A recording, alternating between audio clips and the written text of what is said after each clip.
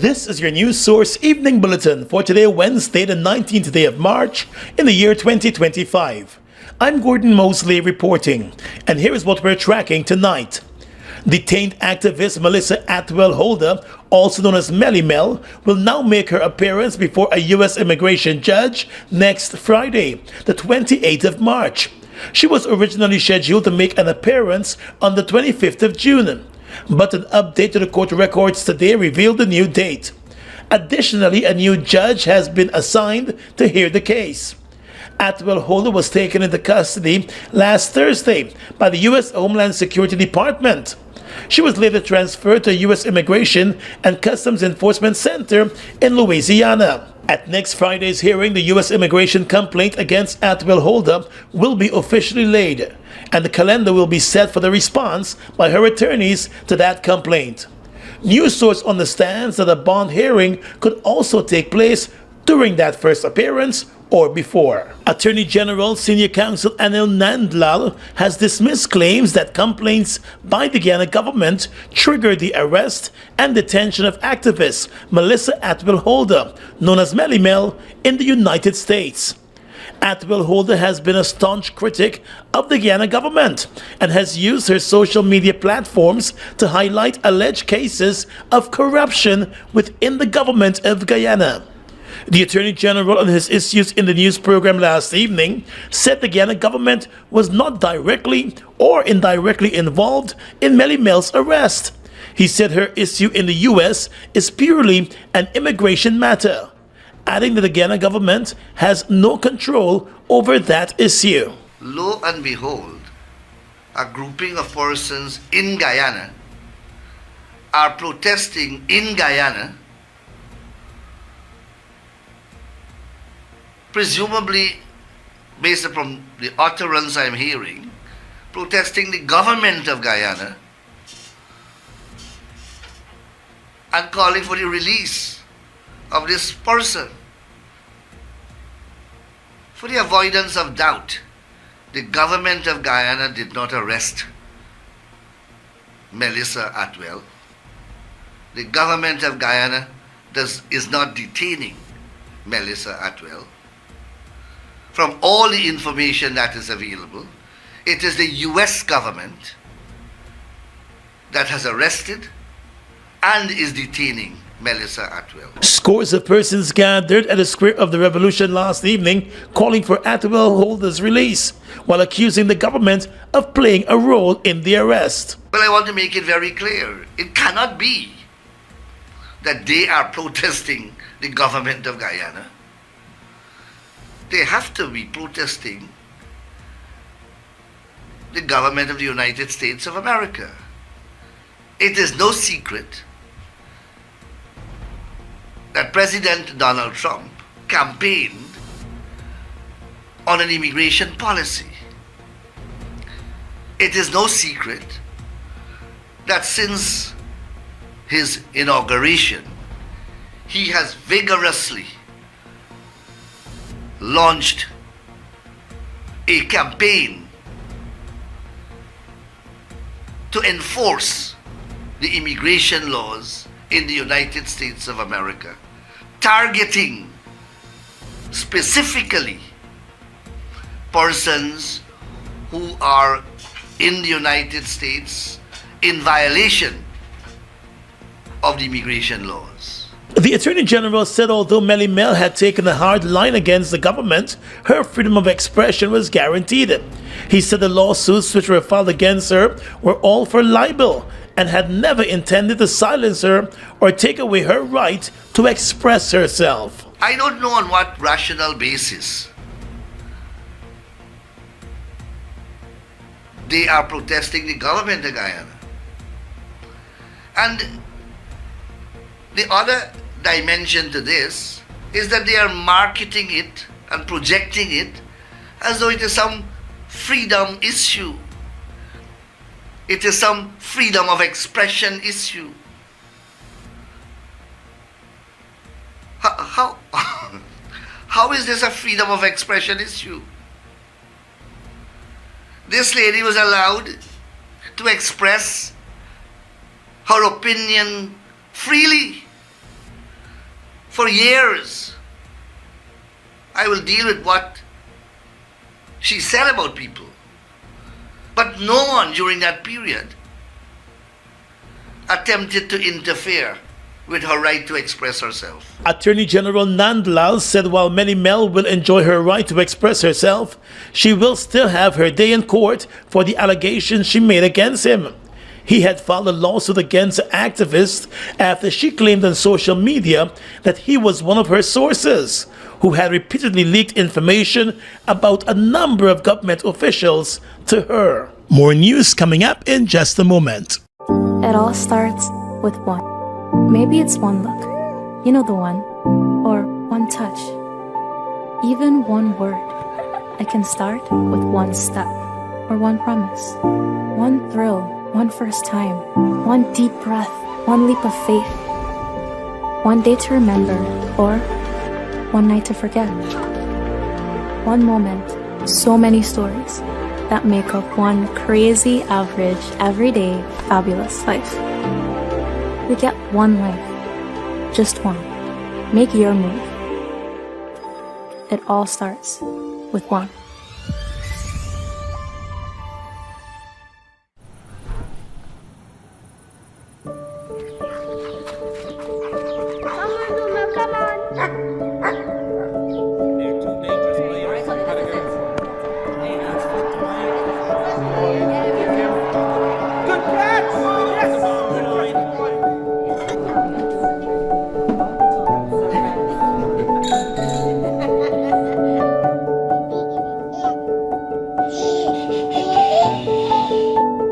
Your own home is so much more than just four walls, floors, and ceilings. It's a lifetime of great memories and stories. Come talk to us and start your journey home today.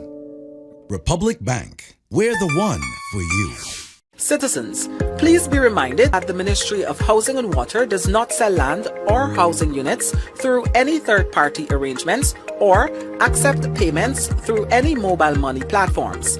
All our allocations are done at our Brickdam Georgetown main office, any of our regional offices, or at any scheduled Dream Realized event.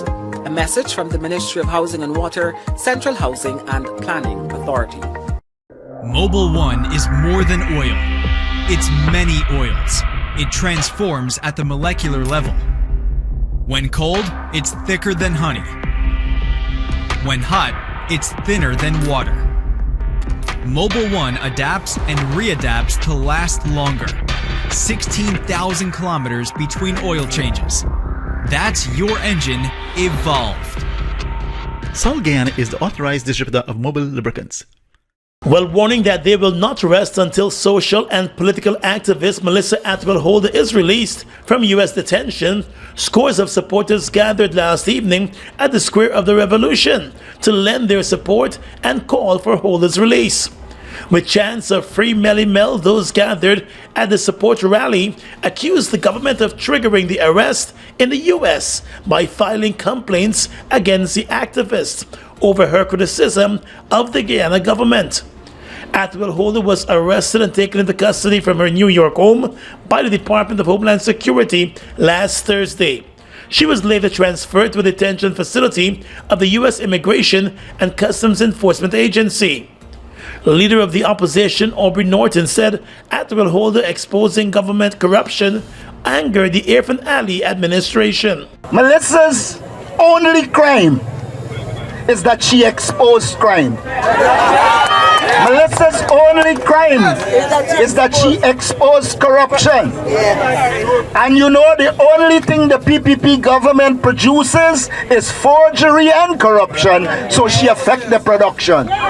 Underscoring the need for an international campaign, Mr. Norton urged Guyanese in the U.S. to mobilize and lobby U.S. senators and congressmen and women to secure the release of Atwell Holder. This fight is also in the United States. And therefore, all of you must call your families, your friends, and ask them to write the senators and congressmen in the United States to get help for Melissa. It must be pointed out that she committed no crime In fact, all she was doing is exposing criminals. And accusing the government of being behind Atwell Holder's arrest, the opposition leader warned that today it may be Melly Mel, tomorrow it could be someone else. And adding her voice to the rally, opposition member of parliament Amanza Walton Desir made it clear that Guyanese will not allow the administration to erode the country's democracy. Brothers and sisters, make no mistake. This is going to require time, it is going to require effort, and it is going to require us to be stronger than we have ever been before.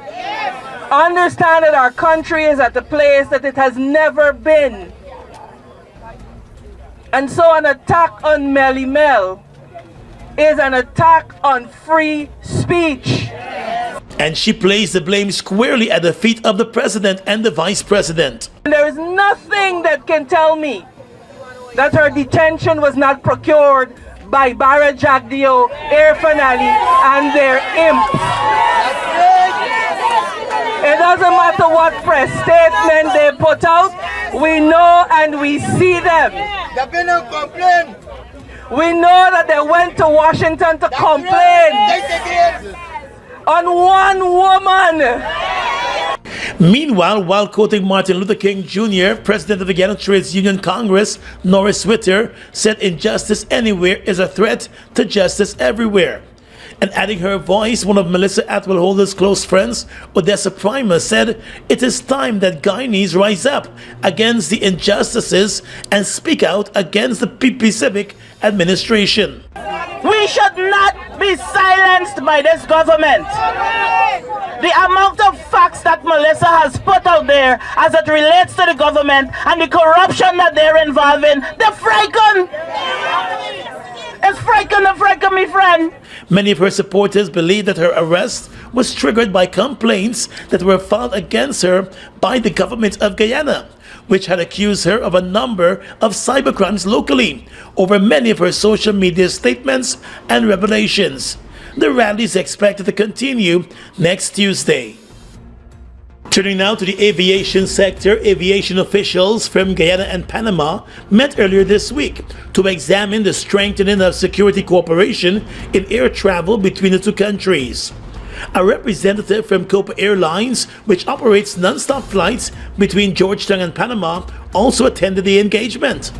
The discussions addressed the implementation of a comprehensive one-stop security program, which aims to eliminate the requirement for transfer passengers and their checked baggage originating from Guyana to undergo rescreening at Panama's International Airport after initial screening at the Cheddi-Jagan Airport in Guyana.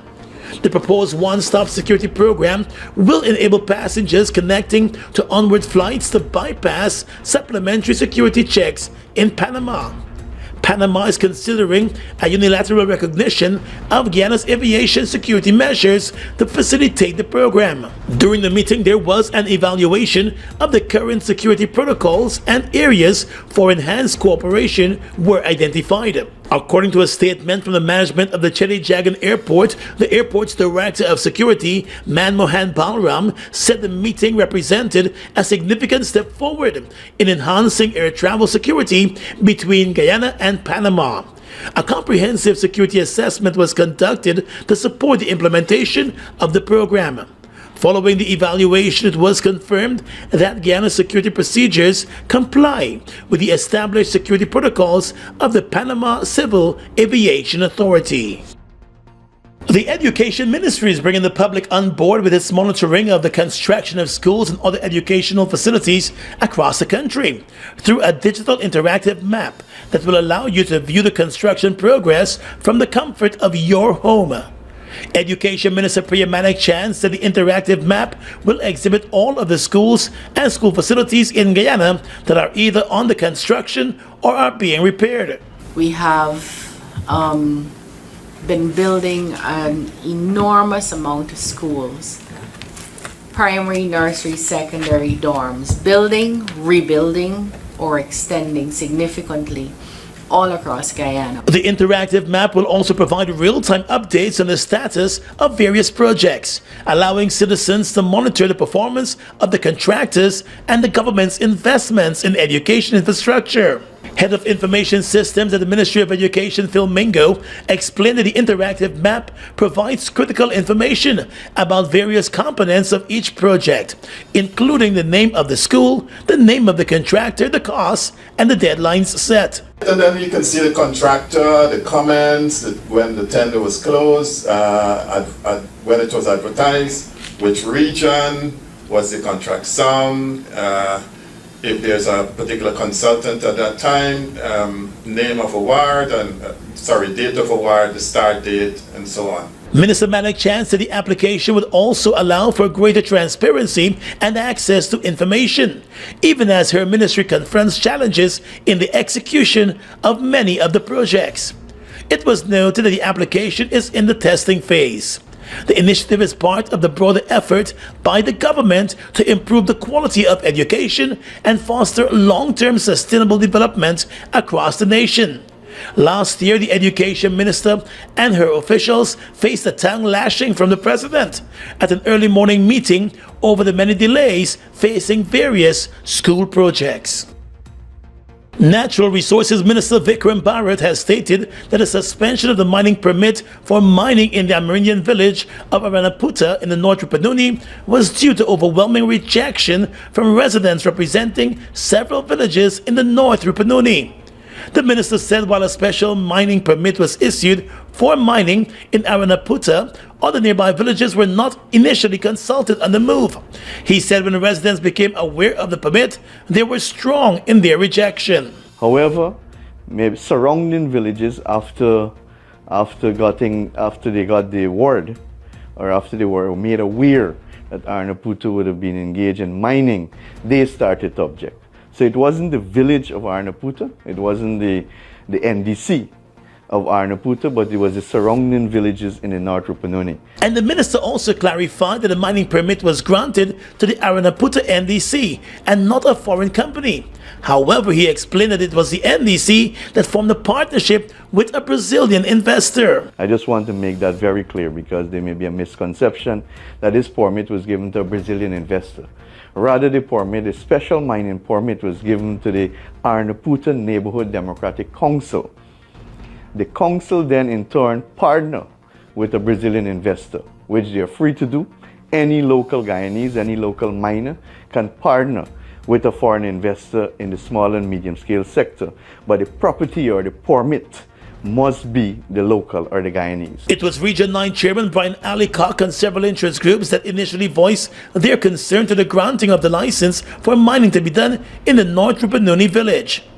Their concern prompted an intervention by President Irfan Ali, who instructed the minister to hold a wide consultation in the North Rupununi on the prospect of mining being conducted there. The consultation took place yesterday, and the suspension of the license took place yesterday also.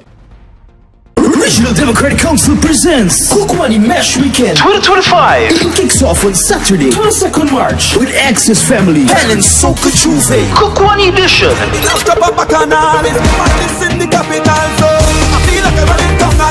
With a live performance by Luladol. Light, talk to me, needs them, talk to me, needs them, talk to me, needs them. At the Kukwani Basketball Court. And Sunday, 23rd March, it's the big Kukwani Mashramani celebration from Edward Crossing, Kukwani Waterfront to Water Park, featuring live performance by Kurt Lee and Katie Kish. It's Kukwani Mesh Weekend 2025.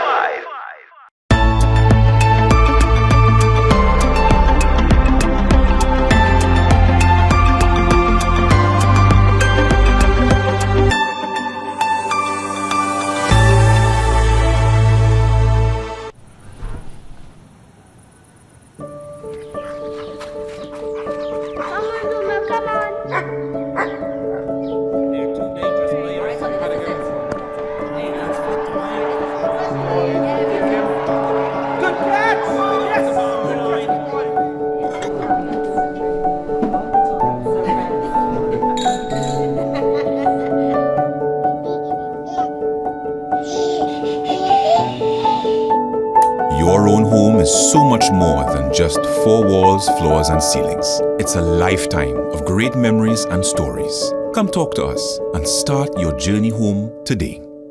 Republic Bank, we're the one for you. Ready to up your game? Ready to up your game? Win big with over 60 epic prizes. A brand new PS5, Nintendo Switch, iPhone 16 Pro Max, Apple smartwatch, and the hottest earbuds from Apple and Samsung. Plus, we are giving away thousands in phone credit and a whole year supply of Buster or Turbo Energy drink. Here's how. Buy any Buster or Turbo Energy drink, find the code starting with BB and enter online or on WhatsApp. Visit us on Facebook or Instagram at Turbo_Caribbean or Buster Guyana for all the details. Don't just play. Up your game with Buster and Turbo Energy. Health Matters to report now. The Health Ministry has signed a $3.3 million contract with Rio Med Limited, a British company, to develop and implement an electronic health record system. The contract was signed at the Ministry of Health's Brigham office on Tuesday by the Permanent Secretary of the Ministry, Malcolm Watkins, and the Managing Director of Rio Med, Mario Mohammed. It was done in the presence of Minister of Health, Dr. Frank Anthony, the Inter-American Development Bank country representative, and the British High Commissioner to Guyana, Jane Miller.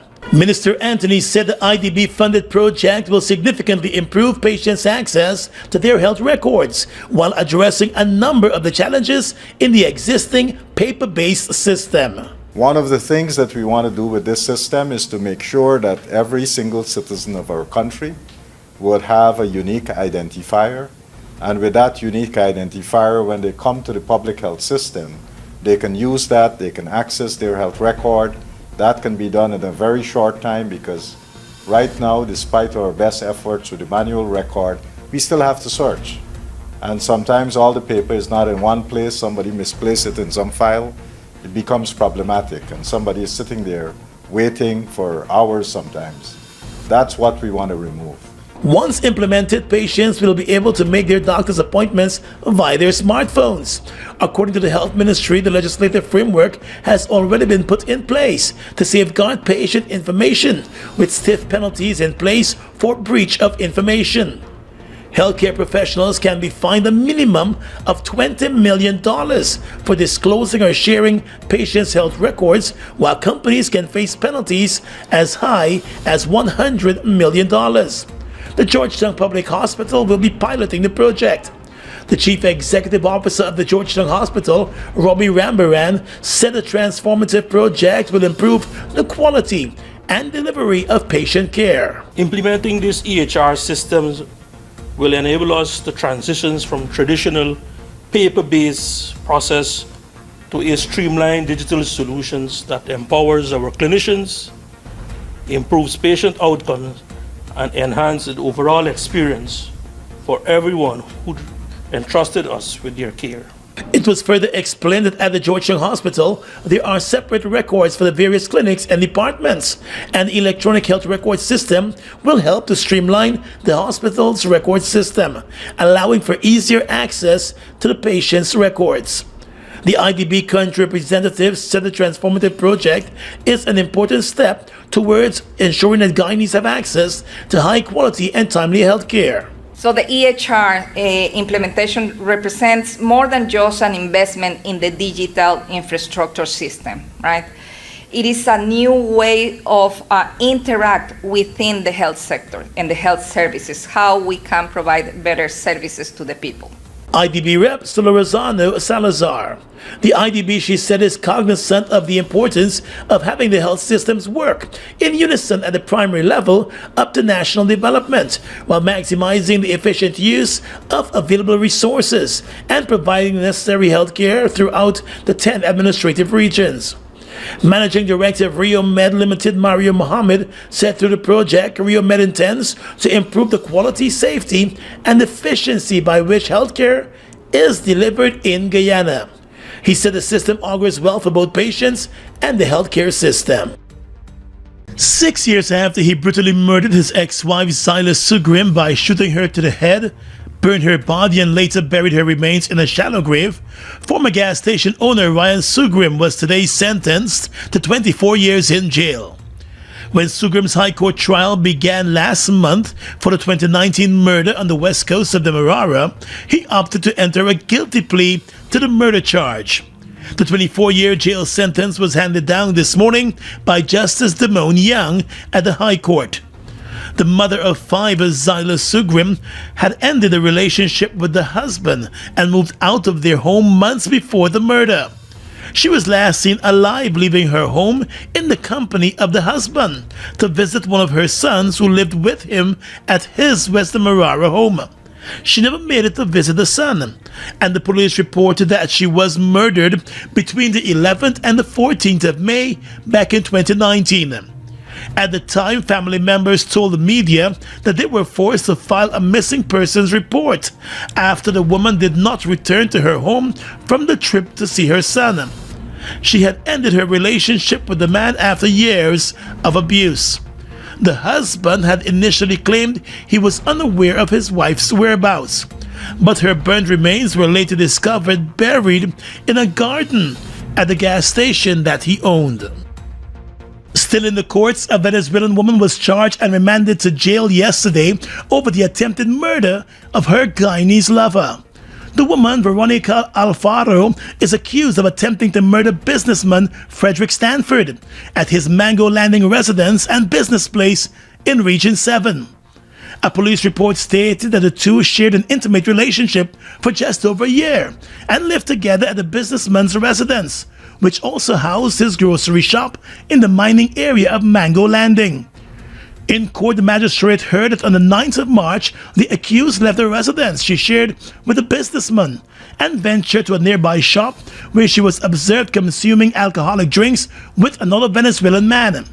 It is alleged that when she returned home at around 11 o'clock that night and knocked on the door, she was told by the businessman that she should go back to where she was all day.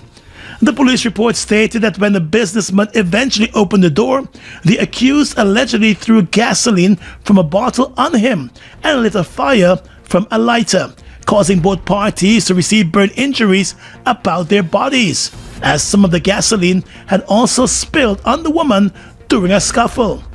Persons rushed to their aid and the two were taken to the Ettering Bank police station and later air dashed to Georgetown for medical attention. The businessman suffered serious burns about his body, leading to the attempted murder charge against the Venezuelan woman. She will remain in prison until the continuation of the case on the 17th of June. It all starts with one. Maybe it's one look, you know the one, or one touch, even one word. I can start with one step, or one promise, one thrill, one first time, one deep breath, one leap of faith, one day to remember, or one night to forget. One moment, so many stories that make up one crazy, average, everyday, fabulous life. We get one life, just one. Make your move. It all starts with one.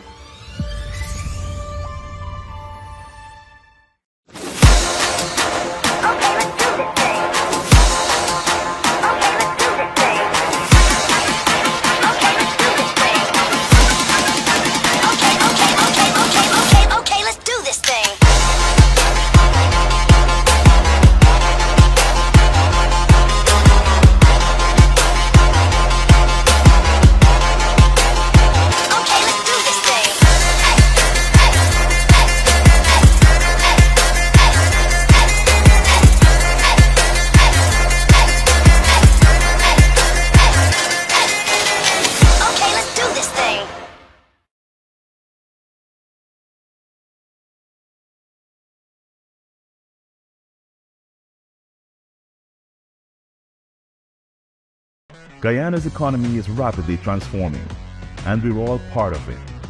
Guyoil is at the forefront of this development by providing reliable and efficient energy and supporting community development from the very core.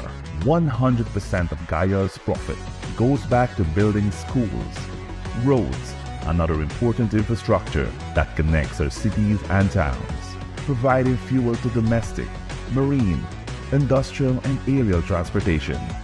Guyoil has now repositioned itself as a market leader in the petroleum industry, building a better future for all of us.